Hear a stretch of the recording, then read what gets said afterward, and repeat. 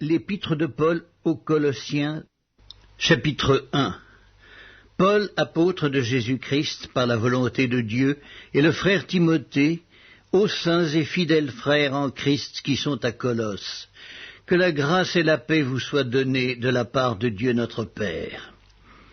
Nous rendons grâce à Dieu, le Père de notre Seigneur Jésus-Christ, et nous ne cessons de prier pour vous, ayant été informés de votre foi en Jésus-Christ et de votre charité pour tous les saints, à cause de l'espérance qui vous est réservée dans les cieux, et que la parole de la vérité, la parole de l'Évangile, vous a précédemment fait connaître.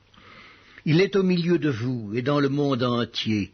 Il porte des fruits et il va grandissant, comme c'est aussi le cas parmi vous, depuis le jour où vous avez entendu et connu la grâce de Dieu, conformément à la vérité, d'après les instructions que vous avez reçues d'Épaphras, notre bien-aimé compagnon de service, qui est pour vous un fidèle ministre de Christ, et qui nous a appris de quelle charité l'Esprit vous anime. C'est pour cela que nous aussi, depuis le jour où nous en avons été informés, nous ne cessons de prier Dieu pour vous et de demander que vous soyez remplis de la connaissance de sa volonté, en toute sagesse et intelligence spirituelle, pour marcher d'une manière digne du Seigneur et lui être entièrement agréable, portant des fruits en toutes sortes de bonnes œuvres et croissant par la connaissance de Dieu, fortifié à tous égards par sa puissance glorieuse, en sorte que vous soyez toujours et avec joie, persévérants et patients. Rendez grâce au Père qui vous a rendu capable d'avoir part à l'héritage des saints dans la lumière, qui nous a délivrés de la puissance des ténèbres et nous a transportés dans le royaume du Fils de son amour, en qui nous avons la rédemption, la rémission des péchés. Il est l'image du Dieu invisible, le premier-né de toute la création. Car en lui ont été créées toutes les choses qui sont dans les cieux et sur la terre, les visibles et les invisibles, trône, dignité, domination, autorité. Tout a été créé par lui et pour lui. Il est avant toute chose et toutes choses subsistent en lui.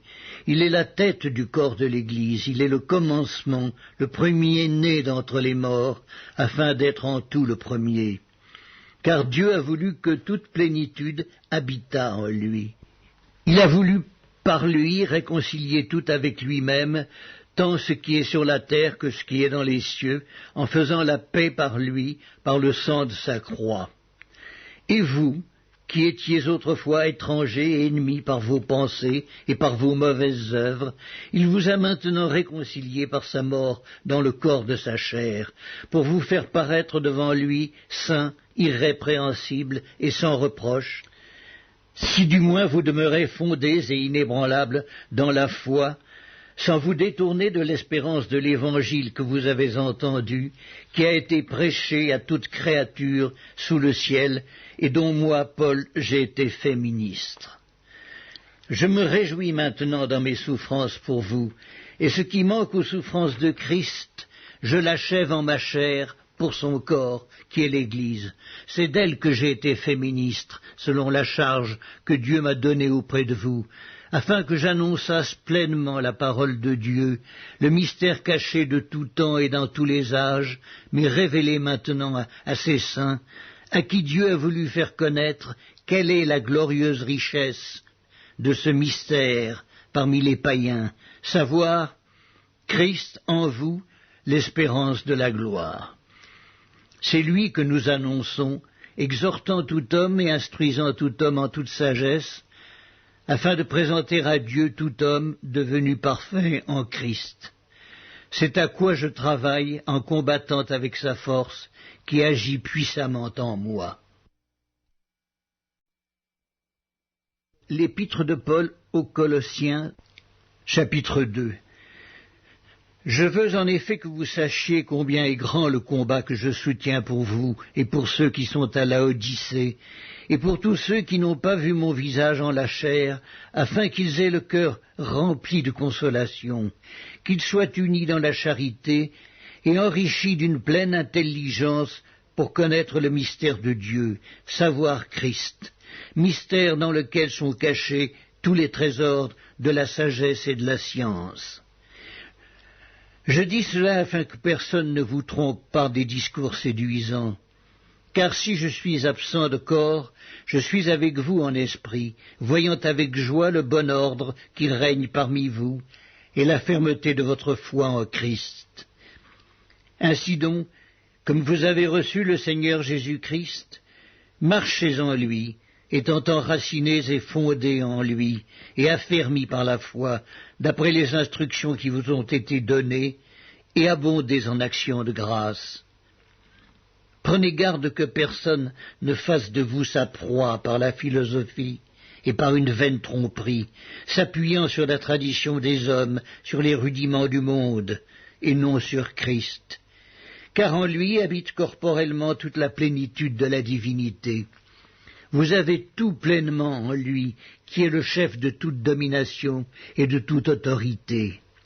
Et c'est en lui que vous avez été circoncis, d'une circoncision que la main n'a pas faite, mais de la circoncision de Christ, qui consiste dans le dépouillement du corps de la chair. Ayant été ensevelis avec lui par le baptême, vous êtes aussi ressuscités en lui et avec lui, par la foi en la puissance de Dieu, qui l'a ressuscité des morts. Vous qui étiez morts par vos offenses et par l'incirconcision de votre chair, il vous a rendus à la vie avec lui, en nous faisant grâce pour toutes nos offenses. Il a effacé l'acte dont les ordonnances nous condamnaient et qui subsistait contre nous, et il l'a détruit en le clouant à la croix.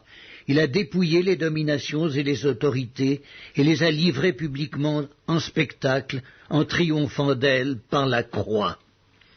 Que personne donc ne vous juge au sujet du manger et du boire, ou au sujet d'une fête, d'une nouvelle lune, ou des sabbats. C'était l'ombre des choses à venir, mais le corps est en Christ.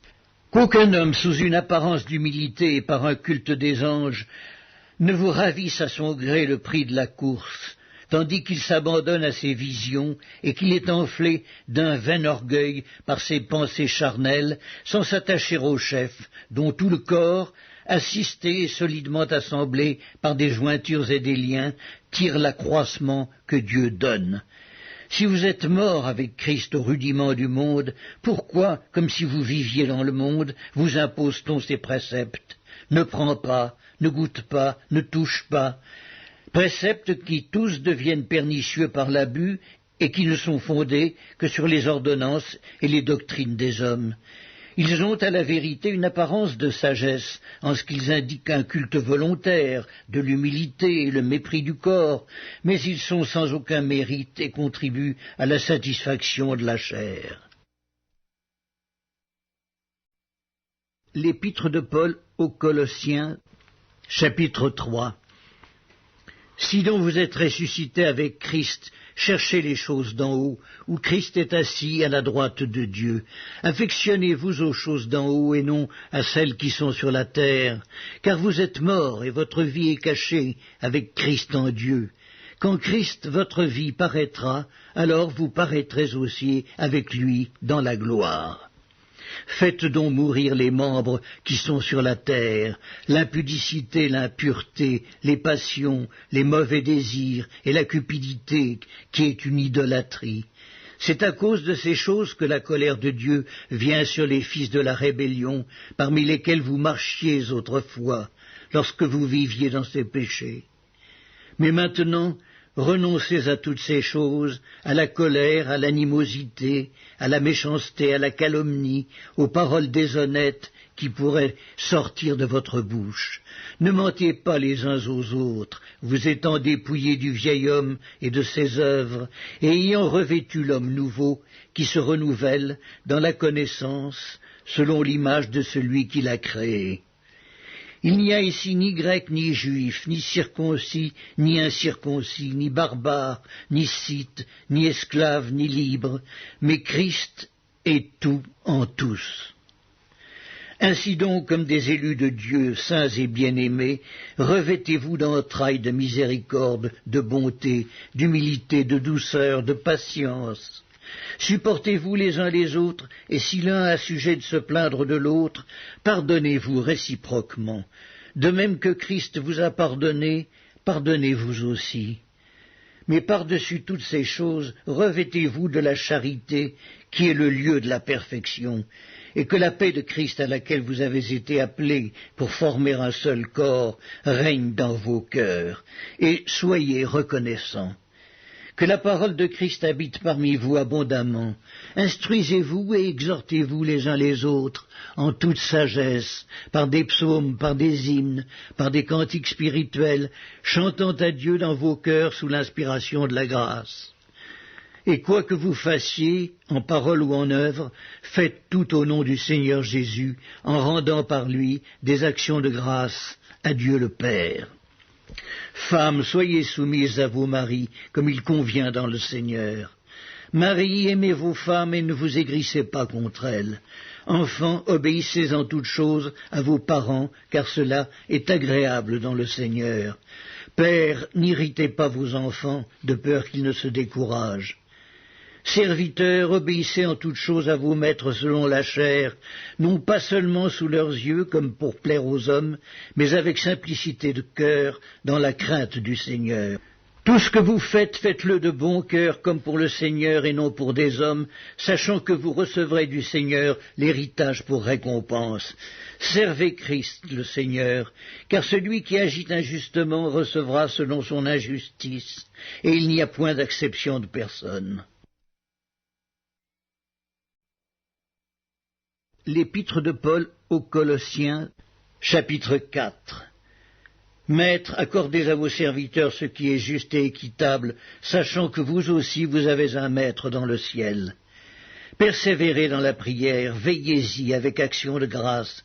Priez en même temps pour nous, afin que Dieu nous ouvre une porte pour la parole, en sorte que je puisse annoncer le mystère de Christ, pour lequel je suis dans les chaînes, et le faire connaître comme je dois en parler. Conduisez-vous avec sagesse envers ceux du dehors et rachetez le temps. Que votre parole soit toujours accompagnée de grâce, assaisonnée de sel, afin que vous sachiez comment il faut répondre à chacun. Tychik, le bien-aimé frère et fidèle ministre, mon compagnon de service dans le Seigneur, vous communiquera tout ce qui me concerne. Je l'envoie exprès vers vous pour que vous connaissiez notre situation et pour qu'il console vos cœurs. Je l'envoie avec Onésime, le fidèle et bien-aimé frère, qui est des vôtres. Ils vous informeront de tout ce qui se passe ici. Aristarque, mon compagnon de captivité, vous salue, ainsi que Marc, le cousin de Barnabas, au sujet duquel vous avez reçu des ordres. S'il va chez vous, accueillez-le. Jésus, appelé Justus, vous salue aussi. Ils sont du nombre des circoncis et les seuls qui aient travaillé avec moi pour le royaume de Dieu et qui aient été pour moi une consolation. Épaphras, qui est des vôtres, vous salue. Serviteur de Jésus-Christ, il ne cesse de combattre pour vous dans ses prières, afin que, parfaits et pleinement persuadés, vous persistiez dans une entière soumission à la volonté de Dieu. Car je lui rends le témoignage qu'il a une grande sollicitude pour vous, pour ceux de Laodicée et pour ceux d'Hiérapolis. Luc, le médecin bien-aimé, vous salue, ainsi que Démas. Saluez les frères qui sont à Laodicée, et Nymphas, et l'Église qui est dans sa maison. Lorsque cette lettre aura été lue chez vous, faites en sorte qu'elle soit aussi lue dans l'église des Laodicéens, et que vous lisiez à votre tour celle qui vous arrivera de Laodicée. Et dites à Archippe, prends garde au ministère que tu as reçu dans le Seigneur, afin de le bien remplir. Je vous salue, moi, Paul, de ma propre main. Souvenez-vous de mes liens. Que la grâce soit avec vous.